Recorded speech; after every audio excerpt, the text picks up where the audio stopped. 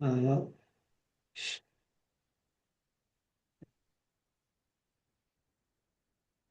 muy bien.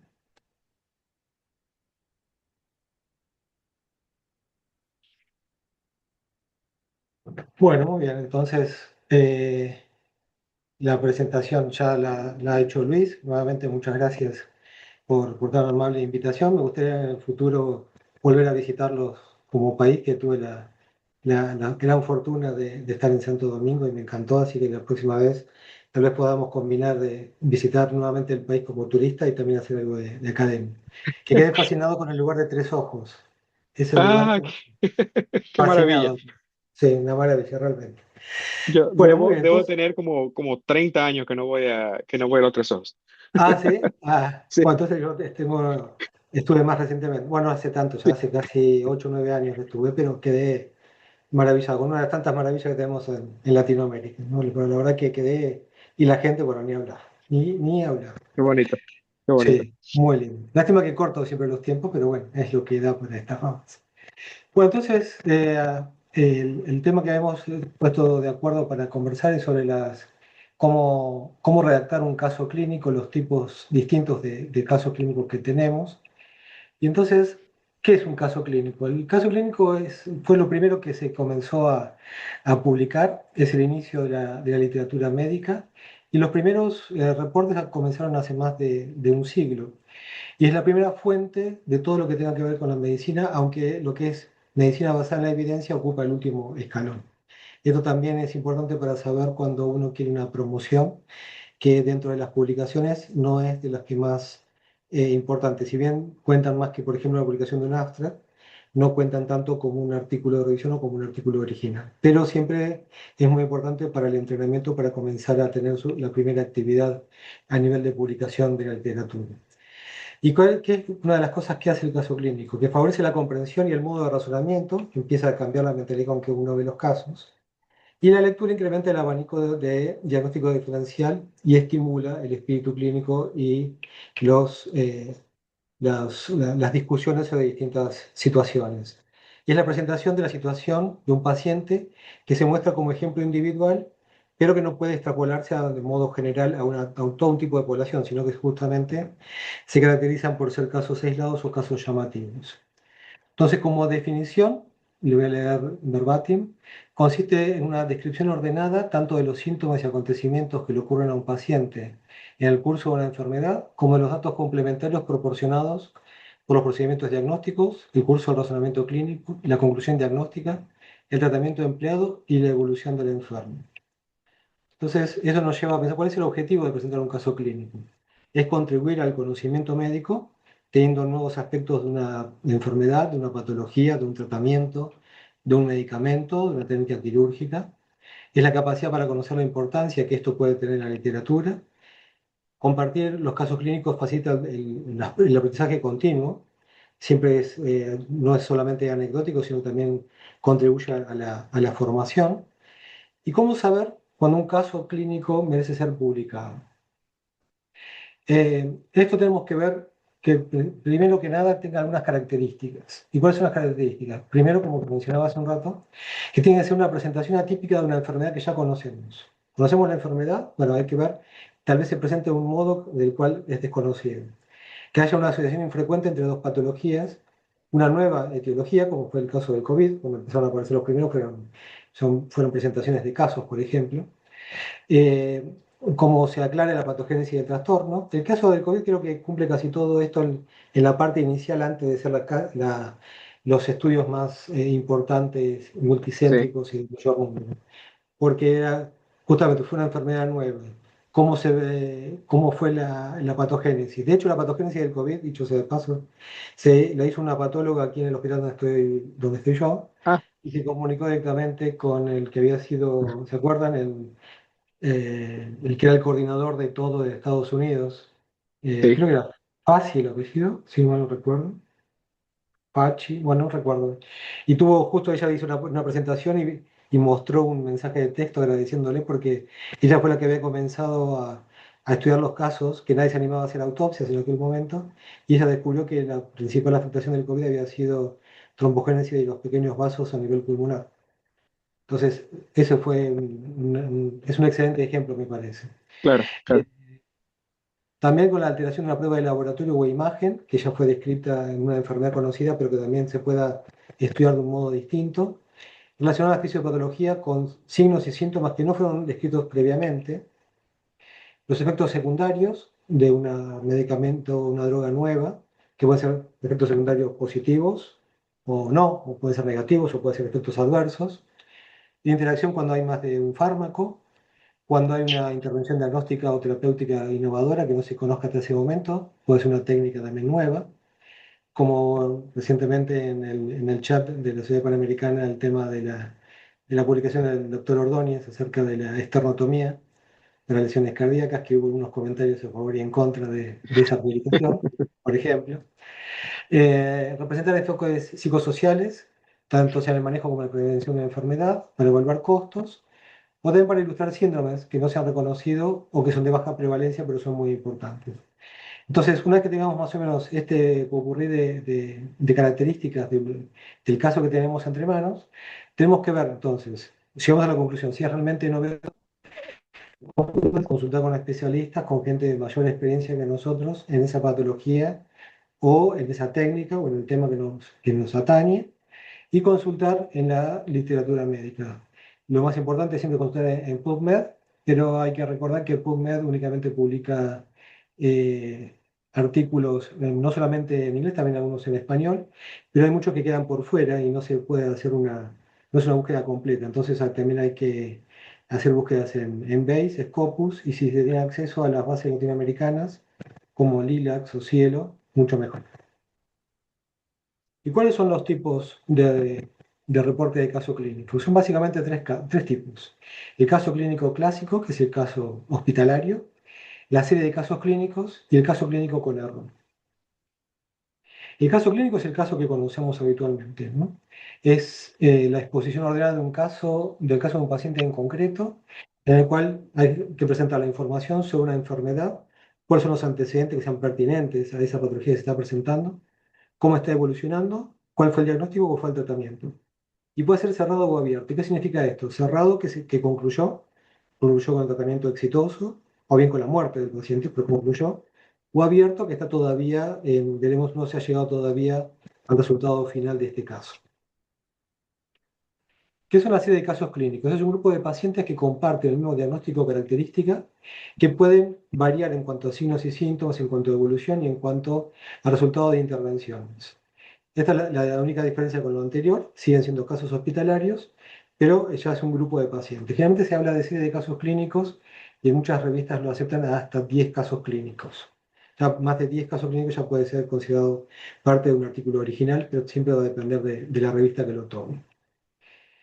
El caso clínico con error, este es justamente el que hubo un error en algún momento, un error por acción u omisión, un error en el diagnóstico, un error en el tratamiento, y el objetivo principal es no culpabilizar. Eso tengo que reconocer que desde que yo llegué a Estados Unidos, es verdad, no se ha culpabilizado después de los desenlaces de muchos de estos pacientes. Cuando hice la primera residencia en Argentina y ponían el caso de uno, sabía que era justamente porque uno iba a pasar por el horno, porque lo habían puesto ahí justamente para usarlo de ejemplo de qué no se debía hacer.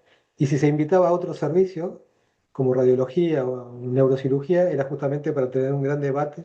Y lamentablemente yo no recuerdo haber tomado grandes enseñanzas de esos casos. Pero aquí, desde que estoy en mi segunda fase quirúrgica en este país, es muy interesante porque nunca se culpabiliza y siempre se trata de sacar una lección de todo. Al Es menos lo que... mucho de cultura, doctor. Sí, Nuestra cultura en Latinoamérica para la revisión del tipo de casos tiende a ser un poco más punitiva. sí, Eh, y aunque a veces en Estados Unidos, por lo menos en mi experiencia, cuando se le da a un residente, mira, para que presente este caso, aunque solamente el presentar puede ser como una especie de amonestación, la discusión tiende a ser más amigable, más edificadora. Creo que es una cuestión de cultura también. Hay que cambiar un poquito ese chip. para que las presentaciones de estos casos, cuando hay un error, nos sirvan de educación para prevenirlo o para aprender algo. Sí, tal cual, tal cual. Bueno, en estos casos, generalmente, hablando de Argentina, cuando estaba allí, como resultado de los casos clínicos, cuando uno le llamaban a presentar algún error, terminaba siempre con una semana de suspensión de quirófano, por ejemplo, era la regla básica, ¿no? Como, o días extras de guardia o temas. De eso quedan memorias bien fijas. Del caso en sí poco, pero de la parte punitiva sí queda bastante, Claro. bastante recuerdo. Eh, bueno, entonces, ¿qué hay que hacer antes de redactar un caso clínico? Hay que revisar la literatura médica, hay que ver que el caso no esté ya, eh, no que no esté tocado, porque tal vez el caso ya se ha sido tratado previamente, pero que haya pocos casos en la literatura publicados, que sean raros, o que haya un caso publicado, pero que se presente de un modo distinto. Entonces, como primera medida hay que leer todos los resúmenes, es un trabajo. Hay que marcar los que nos parecen luego más interesantes. Como en la parte de resumen hablamos.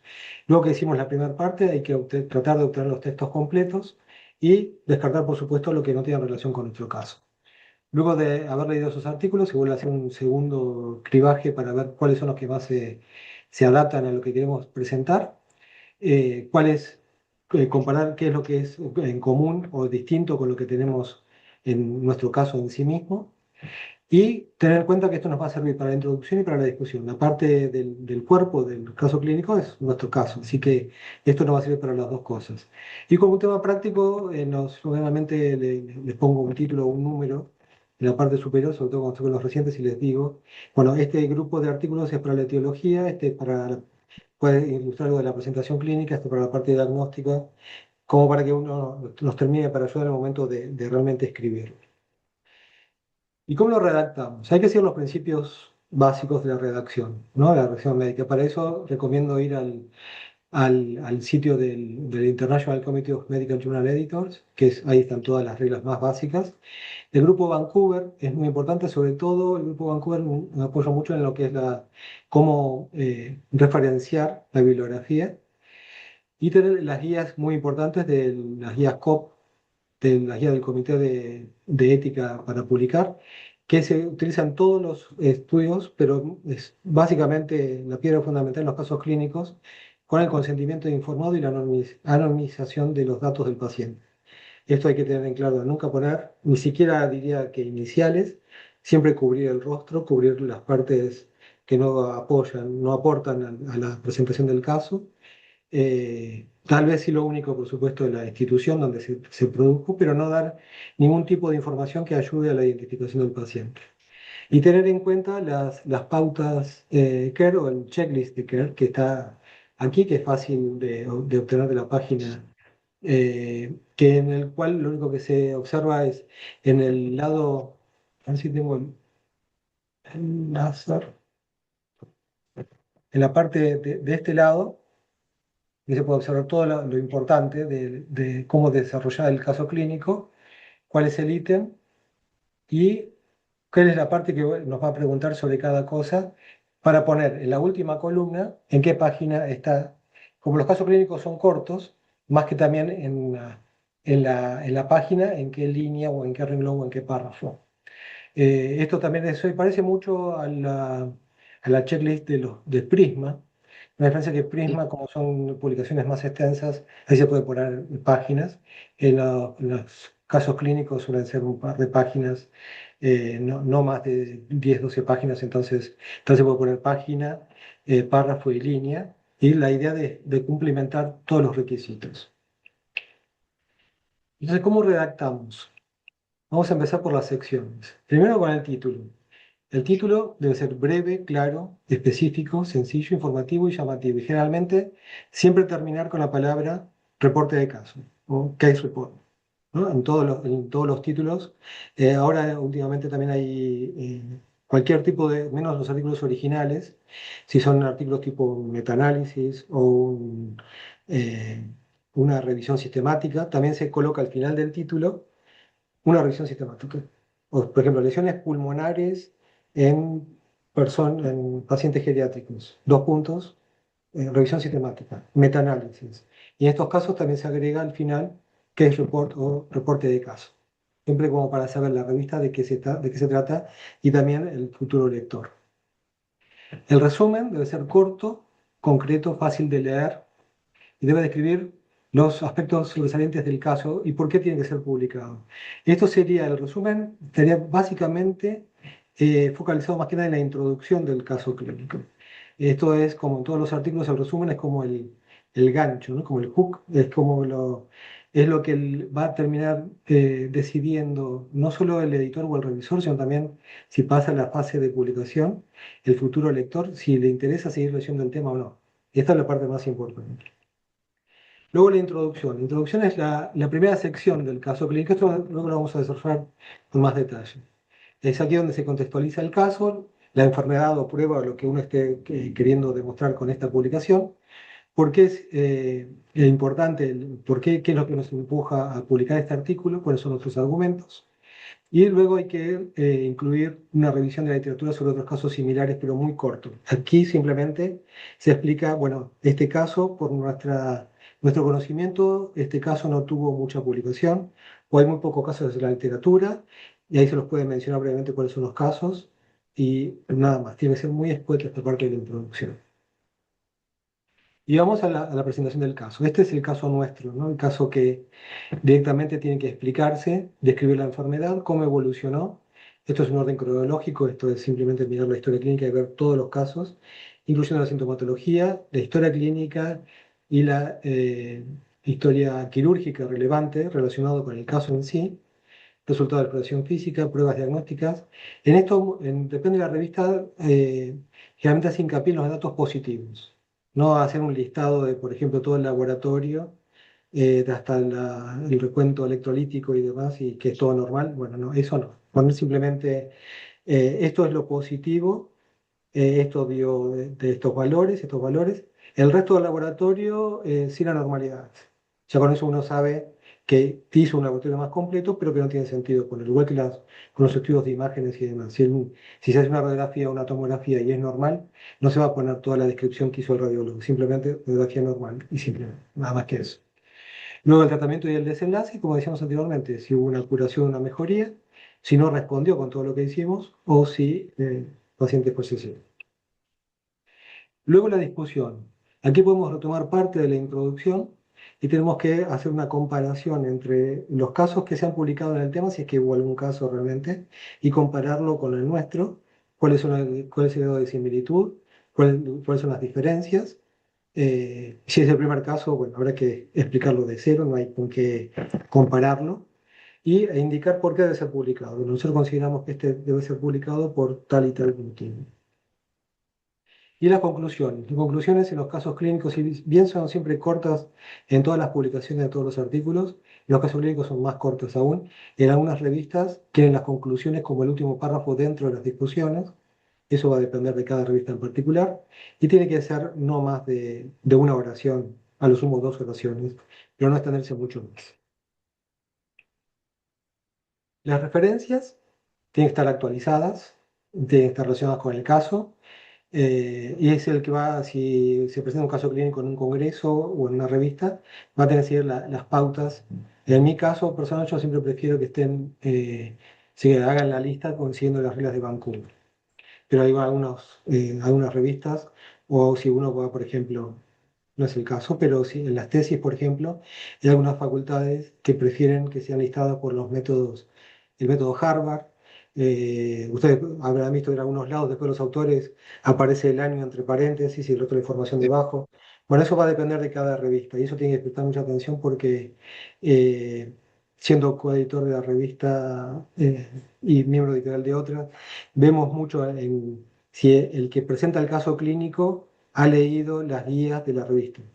Si no, con algo muy simple como las referencias, y vemos que han puesto cualquier tipo de referencia, cualquier orden, dijimos, esta persona no ha leído esto y ya entran con el pie izquierdo, no entran demasiado bien para así no quiere decir que se los elimine, ni se los rechace, pero no entran bien. Entonces se les mandará de Pero sí, vuelta. sí, sí vistos con ojos diferentes, ¿no? ¿Vamos cómo? Que sí son vistos con ojos diferentes. Sí, sí, como que, bueno, no, mire, lea. las directivas de cómo publicar un artículo y vuélvalo a enviar. Entonces es más, no se rechaza, pero no están vistos de una manera, para el futuro no van a tener los ojos. Por esto, entre las revistas latinas no es tan importante. Las revistas americanas realmente, bueno, cada vez hay menos revistas que aceptan casos clínicos, pero cuando no se siguen las pautas, directamente lo rechazan directamente, ya a nivel editorial. Ni siquiera explican. No cumple con los requisitos y directamente quedan excluidas de cualquier revisión posterior. Y luego de las referencias, los anexos. Como es un caso clínico, hay que hacer hincapié en imágenes. Importante, como decía anteriormente, anonimizar todo tipo de imagen, sobre todo del rostro del paciente. Tiene que tener, por eso aquí hice una comparativa, tiene que tener muchas imágenes, pero más imágenes que un artículo común. De eso se trata el caso clínico, porque tiene que ilustrar, es un caso distinto, no es una casuística de un hospital o demás. Y aquí también se incluyen figuras, tablas y gráficos. Entonces siempre hay que tener en cuenta que se debe enfatizar los aspectos novedosos que tenemos, debe ser siempre descriptivo, sin comentarios ni juicios de valor. Nunca decir, bueno, realizamos esta que consideramos la mejor técnica o el mejor tratamiento. No, ustedes, cuando se escribe un caso clínico, es la descripción vista de afuera. Luego se verá si resulta o no resulta, ni tampoco es el mejor resultado obtenido en la literatura. No, el resultado fue este. Si es mejor, peor o regular, no corresponde que lo escriba, porque con un caso clínico no se puede decir es la mejor técnica o es lo mejor, porque es un caso anecdótico. Cuando se realizan pruebas poco habituales, siempre colocar los valores normales entre paréntesis para que el lector y el revisor sepa cuáles son los valores que rigen, por ejemplo, del laboratorio, del lugar donde donde se vio este paciente. Cuando se usan drogas, no utilizar nombres comerciales, siempre nombres genéricos. El anonimato, como dije anteriormente, y la confidencialidad de los datos, hay que omitir todo de los pacientes cuando se escribe. Y sobre todo tener la precaución de cubrir el rostro o cualquier signo que pueda ser fácilmente de identificación, no tanto, no solamente para el que lo vea de afuera, sino también para alguien que pueda leer ese caso en el mismo hospital, ¿no? Que tal vez tenga alguna cicatriz o alguna marca que sea fácilmente identificable por otro personal médico del mismo hospital. Hacen hincapié en la sintomatología, en la historia clínica que sea relevante, cuáles son los datos de interés positivos en la exploración física, no los negativos, al igual que los resultados de los exámenes, las pruebas diagnósticas, toda la información con intervenciones terapéuticas y cuál fue el desenlace, si es un caso todavía abierto o cerrado, si está en transición, si no hubo respuesta o si el paciente realmente falleció. Entonces ahora vamos por partes, vamos a la introducción. La introducción, obviamente, siempre precede a la presentación del caso clínico, debe estar escrito previamente el caso. Es aquí donde vamos a mencionar los aspectos que van a justificar nuestra decisión y tenemos que convencer al que lo lee de por qué nuestro caso tiene que ser publicado. Entonces, como se presenta al principio del texto, una de las funciones es atraer la atención del lector y del revisor, ¿no? Por orden es, atrae la atención del editor, del revisor y finalmente, si pasa todo eso, la del lector. Entonces, tiene que ser breve, tiene que ser lo más sintético posible y explicar claramente cuál es el interés y por qué tiene que ser este caso aceptado para publicar. En un caso clínico no puede extenderse más de una página. Luego pasamos a la discusión. Esto es cómo más o menos tendría que ser escrito el caso, ¿no? De la introducción saltamos a la discusión. Aquí vamos a resaltar qué es lo más interesante de nuestro caso. Vamos a comparar con casos publicados o con el conocimiento actual del tema. Si no hay casos publicados similares, habrá que explicar de nuevo a ver qué es lo raro de este caso que estamos presentando. Y si no, compararlo, cuáles son las similitudes o las diferencias. Y aquí tenemos que siempre dejar en claro que la idea de presentar esto es que tiene que contribuir al nuevo conocimiento y que hay una utilidad práctica en lo que estamos presentando. No vamos a presentar un caso porque a nosotros solamente nos parece raro o fue exitoso, sino tenemos que dejar y tratar de convencer que este caso aporta al cuerpo de la literatura en algo nuevo. Y no se puede hacer generalizaciones basadas en un solo caso, ¿no? Puede decir, este caso fue tratado exitosamente. Bien, este tratamiento es el mejor y se aconseja, no, ese tipo de aseveraciones no se puede hacer, pues es un solo caso y es borderline con anecdótico. Todas las referencias bibliográficas tienen que ser citadas en el texto, por supuesto, en orden de aparición, y por la brevedad no ir más de 10 citas bibliográficas. Ahí me ha tocado ver algunos que tienen más de 40 citas bibliográficas para un caso. Si hay tantas citas bibliográficas en el tema, es porque el caso entonces no es tan novedoso, ¿no? Eh, para mí, como dice aquí la diapositiva, el mejor es el Vancouver, es el más fácil, es el que es más fácil de identificar inclusive para todos el que esté interesado en ese tema. Y de todas maneras hay que fijarse en cada revista qué es el sistema que prefiere. Pero el más común y el más largamente aceptado es el sistema Vancouver. Y las conclusiones. Las conclusiones, en pocas líneas y en modo de mensaje, tiene que quedar qué es lo que el lector tiene que llevarse de ese caso. Se trató de un paciente que presentó de tal manera, se hizo tal cosa, y este fue el desenlace. ¿No? No tiene que extenderse demasiado, porque si no después pierde el foco el lector. Y una cosa importante es el resumen y el after. El resumen es importante porque es la manera en que va a ser colocado en las bases de datos. Entonces, aquí hay que tener mucho cuidado para hacerlo lo más sintético, lo más atractivo y que dé una imagen como para seguir leyendo el lector, pero también considerando que cuando alguien hace una búsqueda sobre un tema, van a aparecer muchísimos casos. Entonces, ¿qué es lo diferente? Tienen que siempre pensar la manera en cómo va a sobresalir o cómo se va a diferenciar nuestro caso de otros de la literatura. Generalmente son de 250 palabras, algunas revistas tienen 150, algunas 300. Generalmente están en dos idiomas, resumen y abstract, en español y en inglés. Generalmente en la revista colombiana, por ejemplo, tenemos introducción, caso clínico, discusión y conclusiones, es lo mismo extrapolado del inglés. Y son 250 palabras por idioma, 500 palabras en total. Al final del resumen van las palabras clave de la sección en español y los keywords en inglés, no más de 5 o 6. Debe ser importante porque basado en esto, hay una base de datos en donde tiene que sacarse estas palabras clave, son las que van a facilitar cuando se hace la búsqueda en PubMed, por ejemplo.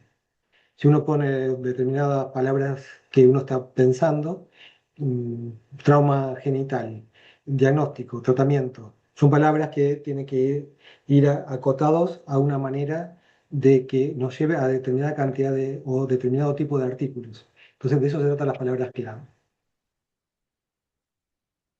¿Y en qué revista voy a publicarlo? Bueno, una vez que leímos todo esto, que tenemos todo el caso escrito en el orden que ya lo dijimos, tenemos que ver qué revistas aceptan los casos clínicos.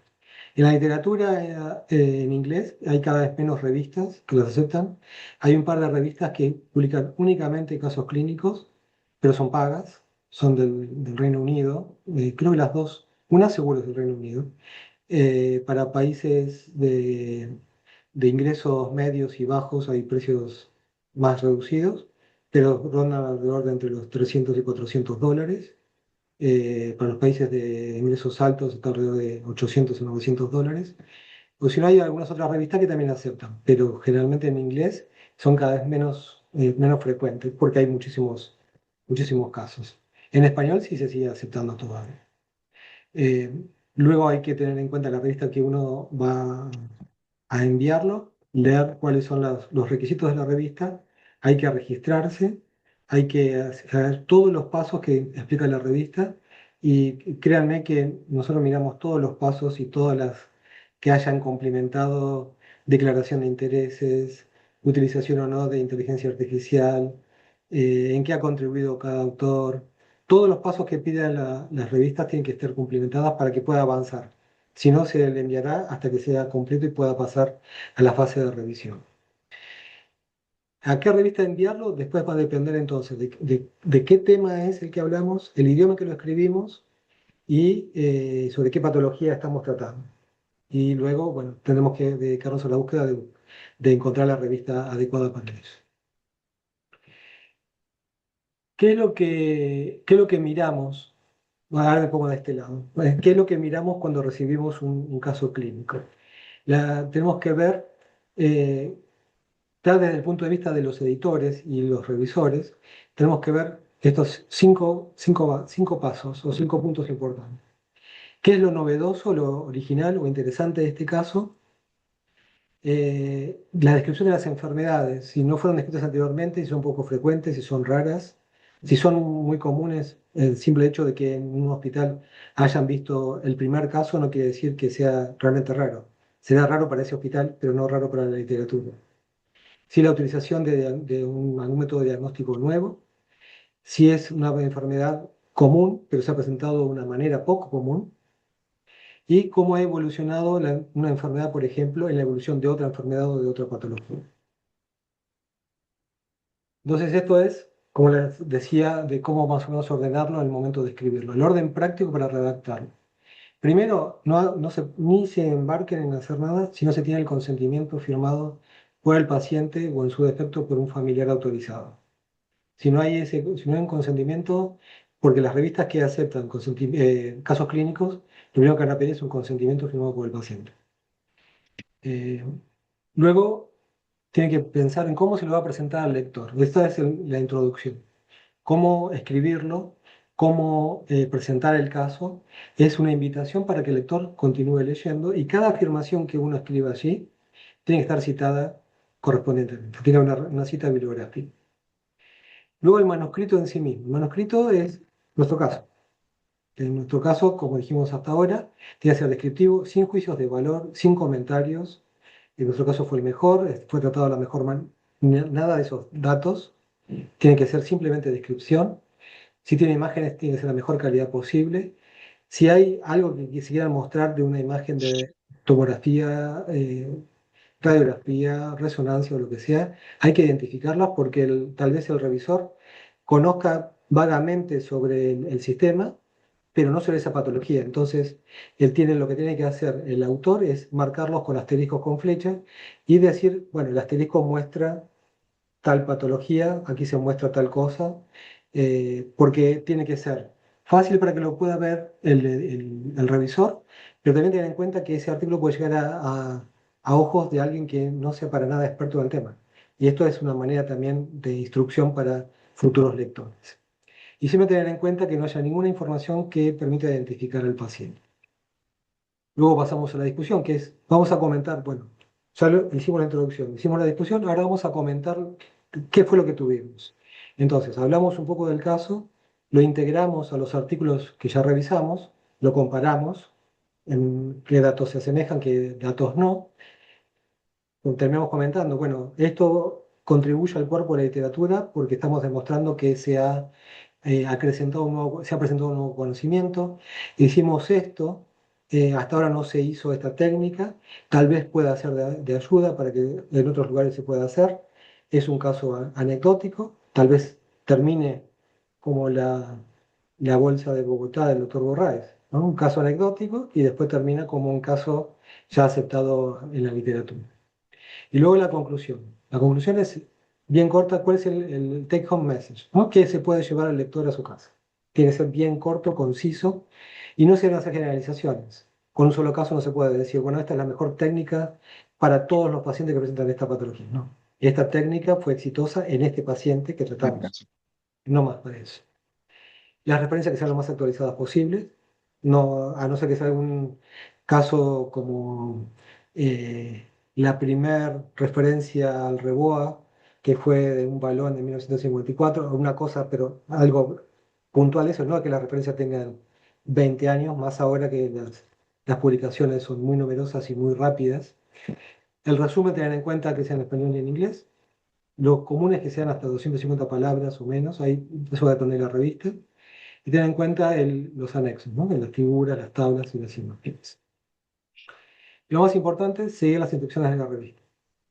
El primer párrafo lo puse adrede, ¿no? El no seguimiento de alguna de las normas será advertido fácilmente por el equipo editorial de la revista y prolongará de forma innecesaria el tiempo entre el primer envío y su eventual publicación. Nuestro equipo, por ejemplo, tenemos un asistente editorial que he enviado yo un caso a la revista y me lo ha devuelto porque me han faltado cosas. Hicimos tan buen trabajo que ella misma, yo no me di cuenta, me salté un paso, me faltó una declaración y me lo envió de vuelta. Doctor Petróleo se faltó, está bien, tienen todas las razones, ¿no? Se le puede pasar a cualquiera, pero las revistas justamente se caracterizan por tener personal con el ojo muy entrenado para los faltantes, para que todo cumpla la regla, que es la parte del equipo editorial, antes que de siquiera pase a nosotros, aparte del comité editorial. ¿Sí? Está el asistente editorial, equipo editorial, revisores, y recién ahí seguir adelante. Entonces, una vez que hayamos elegido la revista en la que vamos a intentar publicar el manuscrito, tenemos que fijarnos muy bien cuáles son las instrucciones y no pensar que, bueno, en nuestro caso, como es tan bueno, vamos a obviar tal cosa porque es el mejor caso que vamos a publicar, así que seguramente la revista nos va a perdonar que no presente. No, nada, tiene que estar tal cual, porque para eso están las Claro, reglas de la claro. revista. Y las revistas son evaluadas también. Así que todo es un continuo. Nosotros pues tenemos el ojo muy encima porque nosotros también tienen el ojo encima los comités de revista. Y lo más importante siempre es respetar las instrucciones. Tan, es lo que hay que hacer. Y este es un artículo justamente que escribí en nuestra revista, justamente con las recomendaciones de cómo escribir un caso clínico. Bueno, les envío una foto del último invierno, no demasiado, que fue bastante duro, que tuvimos una cantidad de nieve y frío como hacía muchos años que no teníamos. Ya ahora estamos mejorando el clima, pero quería compartir estas imágenes del frente del hospital. Le deseamos un clima más cálido, doctor. A ver Sí, si le mandamos algo de calor de la República Dominicana. no, no me lo manden, voy yo a buscarlo, no se preocupen. Voy yo directamente, pues. Bueno, y con esto termino la presentación, así que bueno, si tienen alguna pregunta, espero les haya gustado. Y Doctor, en su experiencia, ¿cuáles son las revistas de mayor impacto que en Latinoamérica todavía están publicando casos clínicos? las revistas que yo sé, bueno, la nuestra, todavía seguimos publicando. Eh, Debido a que tenemos muchos casos clínicos, por ejemplo, lo que instituimos es una sección nueva, casi en espejo con la revista Cirugía Española, que, por ejemplo, Cirugía Española no publica más casos clínicos, pero tiene una sección de imágenes. Entonces nosotros creamos una sección de imágenes, que es un caso clínico reducido a una página o dos páginas. Entonces nosotros seguimos publicando, la revista Panamericana de Trauma sigue publicando, eh, la revista Cirugía y Cirujanos de México, la revista Argentina de Cirugía, no recuerdo si la revista Cirugía General de México también sí publica. En habla Sí, hispana, y la revista Cirugía Española no publica más, publica, no recuerdo si se llama Cartas Científicas o Reportes Breves, tiene un nombre, pero no, porque lo que, en definitiva tampoco entiendo muy bien por qué, porque en un principio cuando las revistas estaban en papel, llevaba mucho espacio y mucho sí, costo. Pero ahora que la gran mayoría de las revistas son digitales, no en tendría línea, por claro. qué. Pero lo que sí lleva es mucho tiempo. El tiempo logístico de todo esto que decía de recepción, revisores y demás. Pero Sí, por pero ahora, sí, aún así va por el proceso de revisión por pares y sí, demás, sí, y todo el proceso de publicación sí. riguroso. O sea que si se reciben demasiadas, quizá carga demasiado a la revista. Sí, cada vez es menos común. Si nosotros estamos evaluando tal vez para el año que viene, de hacer uno o dos números que sean nada más que casos clínicos, porque tenemos un atraso muy importante, porque las revistas tienen una cantidad determinada de artículos originales, de artículos de revisión y de casos clínicos. Hay una proporción que tiene que tener. No se puede pasar esa proporción. Pero como por algún motivo lo que más recibimos son casos clínicos, tenemos, por ejemplo, ya cubierto hasta mitad del año que viene de casos clínicos. Y nos Oh, escriben, wow. ¿y qué sucede con nuestro artículo que ya fue aceptado y no se publica, que no hay lugar? Hay que volver a esperar. Entonces estamos pensando que tal vez para el año que viene vamos a hacer al menos un número que sea exclusivamente de casos clínicos para ponernos al día. Para Yo creo que el caso ponerlo clínico es importante para aquellos que son nuevos en el tema de escribir, también puede ser para residentes, para estudiantes de medicina. Nosotros usamos mucho para los estudiantes que están con nosotros y le damos algún caso que estén interesados en escribir y le asignamos un residente y lo supervisamos nosotros. Y es una manera de cooptar, si a ellos les resulta interesante un caso quirúrgico, para traerlos para que el estudiante que todavía no está decidido qué especialidad hacer, a ver si le encuentra algo de interés a la parte de cirugía, no, no digo trauma, pero sí al menos de cirugía, y Sí, atraerlo para sí. nuestro lado. Es una táctica que hacemos. No siempre da resultado, pero a veces sí, a veces da Mi, buenos resultados. mi primer artículo hace mucho tiempo atrás fue un caso clínico. Y así que se empieza. El doctor Peralta me parece que tiene la mano Eh, levantada. Doctor. bueno, gracias a Luis, a profesor Petrone, Patricio, ¿cómo estás? Muy bien, Bellísima Rubén. la ponencia. Muchas gracias. Muy bien, muy claro. El flow diagram, el diagrama que uno debe seguir. Y creo que diste los puntos claves, ¿entiendes? Todo caso puede ser interesantísimo. Es la manera como uno lo escribe. Y para los nuevos fellows y residentes, buscar a alguien que ya tenga experiencia escribiéndolo, porque así uno ve cuáles son los ojos de crítica que te va a hacer la revista. Claro. Especialmente como tú dices, cada revista tiene sus trucos y sus normas. Y por ejemplo, yo a mí me gusta mucho escribir en el Harvard, pero si la revista lo que te pide es el Vancouver y tú lo pones en el Harvard, te lo van a, lo va a trazar o te le va a hacer una amonestación de que tiene que cambiarlo si quieren ser suave contigo. Bien. Yo quería hacerte una pregunta. Sí, Eh, Como ya somos un poquito más de la vieja guardia, ¿qué te sí, parece a ti la explosión de Journal, el Open Access? Y la otra cosa es el oxímoron, que es el APC, que es el cobro ¿cómo te digo? Por por por los hallazgos, por el tool que hacen, por las herramientas que usan.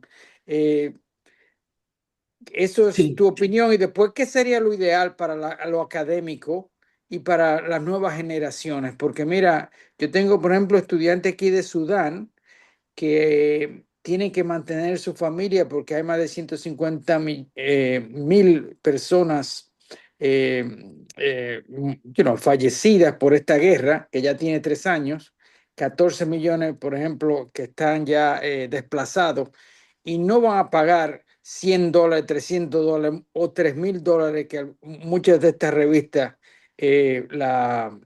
lo están exigiendo. Gracias por tu comparecencia. No, gracias a ti, Rubén. Ah, ah. Dicho de paso, espero que estén bien con este conflicto. Ya estuve en contacto con Sandro, me ha comentado que están seguros, pero bueno, que quiero extender también mi preocupación para ti y para todos los tuyos. Espero que estén todos bien. Gracias, sí, el equipo está seguro y lo que han hecho son muchas de las instalaciones militares y algunas comerciales. Sí, gracias. Yo. Con respecto a tu Mm. pregunta, Rubén, Sí. las revistas, lo que sucede es que estamos justo en un momento de transición, porque Mm. muchas revistas están manejadas por editoriales. Y las editoriales, en un tiempo se manejaba así. Cuando tú publicabas mucho en una revista y te convertías en un nombre importante, luego esa editorial sacaba un libro y tú eras el editor, ¿no? Entonces, la editorial lucraba con la venta del libro, no tanto con el tema de los artículos. Ahora hay muchas revistas, bueno, muchos editoriales que cobran para el Open Access. Y para mí que eso es un error, porque el Open Access lo que tienen que hacer, lo que hacen ellos es que tienen todo un gran equipo atrás y tienen que solventarlo de alguna manera. A su vez le han puesto un trabajo de pinzas en que muchas revistas no reciben sponsor de compañías ni laboratorios, entonces no encuentran recursos de cómo solventarse. Entonces yo personalmente estoy a favor del Open Access, como es la revista colombiana de cirugía, como la revista panamericana de trauma. Son todas revistas Open Access, pero ninguna de estas revistas cobra. Las revistas, yo creo que la que tú te refieres a las de Open Access con APC, son las que hay que pagar, que inclusive algunas hay que pagar para enviar y no es garantía de que te lo acepten. Exactamente, Eh, sí. Una cláusula que te dice que no es garantía, exactamente, sí.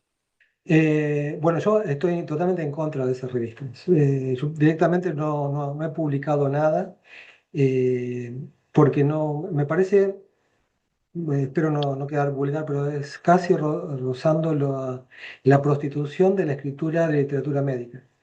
Porque Los casos clínicos, por ejemplo, que si tú pagas, hay una revista en especial que tú pagas y que automáticamente te lo aceptan. O sea, pagas por un servicio. Por eso digo que estás en una prostitución, ¿no? Porque estás pagando y sabes, ni siquiera lo revisan. No tienes un feedback de si está bien escrito, si puede haber sido mejorado. Yo conocí gente, en especial una persona que trabajó contigo, Rubén, que después vino para acá, que no voy a decir el nombre, que era fanático de publicar casos en esa revista. Y yo le decía, digo, pero no tiene sentido publicar esos casos. Primero, no tiene sentido a esta altura, debería seguir publicando casos clínicos porque no suman. Pero además, no tiene sentido pagar porque uno no tiene realmente la idea. Para que sea un ejemplo de lo que quiero significar con esto. Mi primer caso clínico lo envié, no voy a decir el año, pero hace muchísimos años, al Journal of Trauma cuando aceptaba casos clínicos. Mi caso clínico era 4 páginas. Era en un intento se había querido colgar una paciente y había desarrollado una crisis tirotóxica. Y lo mandé al Journal of Trauma porque no había visto casi nada de eso. El Journal of Trauma me envió una revisión, recuerda, ¿no? Mi caso clínico eran 4 páginas. El Journal of Trauma me mandó una revisión de 20 páginas. Y no me lo aceptaron. Pero me explicaron en las 20 páginas por qué no lo habían aceptado. Y escribían cirujano de cabeza y cuello, cirujano de trauma, endocrinólogos. Y el resultado final no me lo habían aceptado porque decían que al no saber cuál era el estado tiroideo de la paciente previo al ahorcamiento, yo no podía hablar de crisis tirotóxica porque tal vez ya la paciente sea hipertiroidea previa. Entonces, bueno, en definitiva no me lo aceptaron. A partir de ese momento tuve una etapa, esto es una infidencia, todavía no se escucha nadie, mandaba muchos artículos al Journal of Trauma porque me mandaban el feedback y yo aprovechaba ese feedback y después lo mandaba a otra revista. Porque yo veía la revisión que me hacían eran tan buenas. Y ahora, entonces, cuando yo discutía con esta persona que te comentaba, Rubén, digo, no tienes feedback. ¿Qué sabes si ese caso está bueno? Si tú pagaste a esta revista que sabes que tiene el 98% de acceptance La rate, aceptación. porque te lo van a aceptar. Entonces, ¿qué sabes si está bien escrito, si es interesante, si alguien lo va a leer? Pues, en definitiva, tú lo publicas para tener más publicaciones o porque te interesa que alguien lo lea. Pues, también tiene que ver parte de tu ego, ¿no? Compartido en todo eso. Pero la cuestión es que lo importante de todas las publicaciones, todas es el feedback. Si no tienes feedback, nunca vas a aprender. Y así fue como, bueno, él les dio una clave, pero ya ahora casi no hay muchas revistas que se encarguen de hacer unos feedback tan extensos y tan completos. Pero bueno, yo aprendí mucho ayuda a los traumas de los inicios. Gracias, Luis, gracias, Luis. Gracias por la Doctor, oportunidad. la Sí. doctora Tapia se disculpa porque tiene mucho ruido y no puede abrir el micrófono, pero escribe por el chat un par de preguntas. Ella dice, como una persona nueva publicando en la publicación de casos, ¿cuál sería su recomendación sobre con cuáles revistas empezar? ¿Si revistas pequeñas o ir de plano a revistas más grandes? Y segunda pregunta, su opinión como editor sobre el uso de inteligencia artificial en la publicación de casos. Depende, la primera pregunta depende a qué le diga revista pequeña o revista grande. Si es revista en inglés o revista en español. Como decía recién, las revistas grandes en inglés no aceptan caso.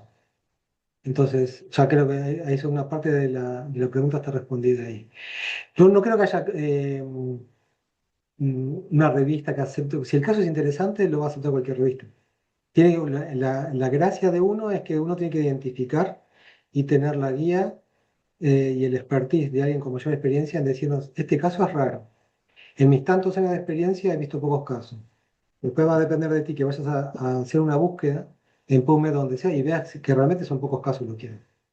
Y después te vas a la literatura latinoamericana. Entonces yo no creo que pueda decir si una revista pequeña o una revista grande, porque depende también cuáles son los parámetros de cada una que le digan revista pequeña o revista grande. La revista Panamericana de Trauma, por ejemplo, es una revista que lleva mucho tiempo eh, y no es una revista pequeña, no es una revista grande, es una revista colombiana. Yo creo que la diferenciación es que todavía no estamos, al no estar en PubMed, se nos limita mucho el campo, pero no son revistas pequeñas. Son revistas que han sido pequeñas, que han evolucionado muchísimo, Sí, pero si tienes un caso y te interesa realmente, me puedes consultar y yo te digo dónde lo puedes enviar. Lo que pasa es que al no tener tantas revistas, ahí ese es el gran filtro, que no vas a saber dónde sí. enviar, no porque tengas tantas revistas y no sabes cuál elegir, tienes pocas revistas y de esas pocas tampoco vas a saber cuál elegir. Una revista Panamericana de Trauma.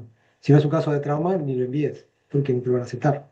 De trauma Claro, o de emergencia. Pero la revista colombiana, todo lo que sea quirúrgico, sí lo puedes enviar.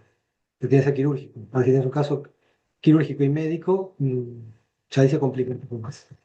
claro. Y la segunda pregunta respecto a la inteligencia artificial.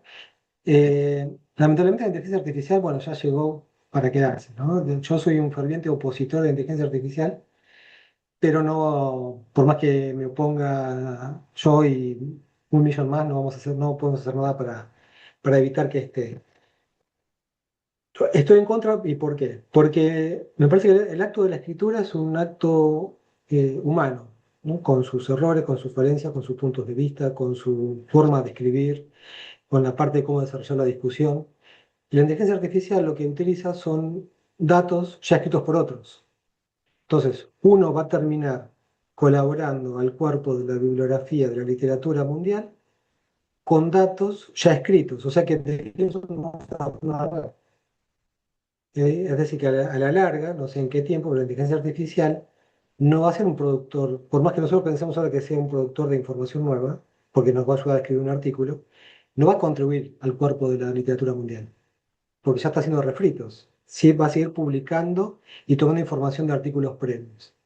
Lo que nosotros hacemos en la revista colombiana es, tenemos un apartado en el que pedimos que, y ahora explico por qué, esto fue una idea mía, que digan si utilizaron o no inteligencia artificial, simplemente para que lo declaren.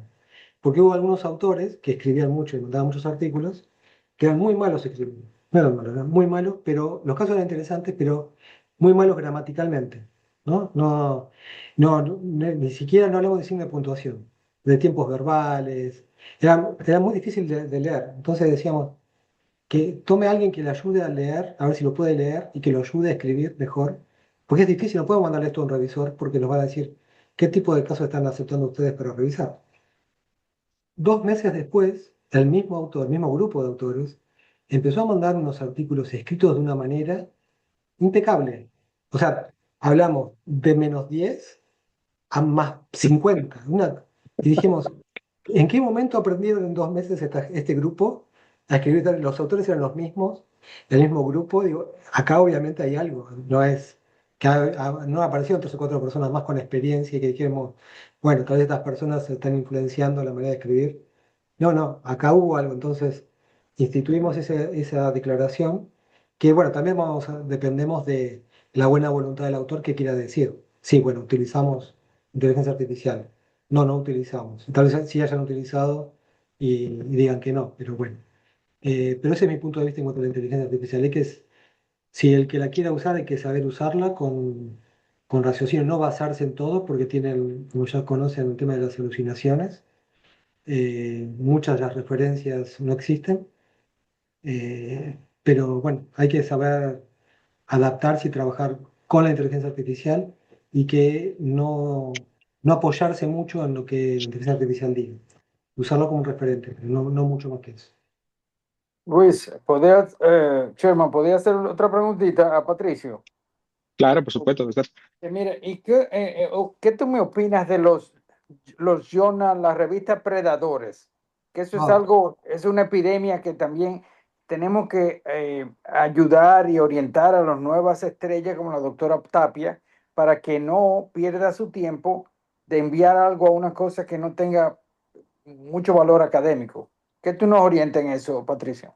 no, directamente con el nombre uno se tiene que hacer. Cuando reciben ese tipo de correo, consultar con alguien con más experiencia y decir, ¿conocen esta revista? Pues son muchas revistas que además son predadoras porque muchas de ellas al final aceptan los artículos y después cobran. Entonces terminan publicando, teniendo un esfuerzo económico, un esfuerzo académico para publicar en una revista que no aparece en una base de datos, cobran el dinero y tienen un artículo publicado, pero yo creo que lo más importante es la comunicación. Preguntar a los que tienen más experiencia y bueno, ahí se decidirá. Yo personalmente, cada vez que recibo muchísimo de esto, pido que me remuevan de su mailing list o los bloqueo, porque son invasores, son una cantidad de correos, igual que los que invitan para congresos. Sí, Hay una sí, sí, cantidad sí. de lugares que invitan para participar del Congreso, pero uno tiene que pagar todo. Tiene que pagar la asistencia al Congreso, el lugar, y, es decir, el mismo sistema.